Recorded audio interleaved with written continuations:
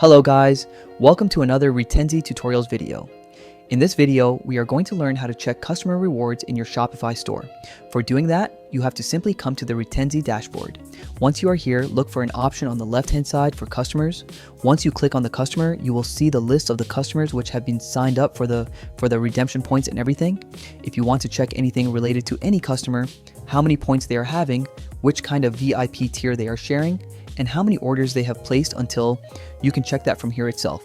You have an option for filtering out the customers as per name A to Z and the reverse Z to A, total number of order, count low to high, total orders, high to low, total spend, low to high, total spend, high to low, total points, low to high, total points, high to low.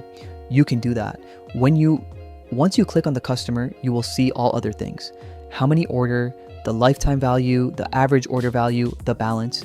From here, you can adjust the points as well manually. At the same time, you can see the history on what date he has redemption, what things. So all these things you can see in here itself. So this is how you look for the customer details in your Retenzy Shopify store. That's it for this video. Thank you for watching the video. Please subscribe to channel to never miss any kind of updates.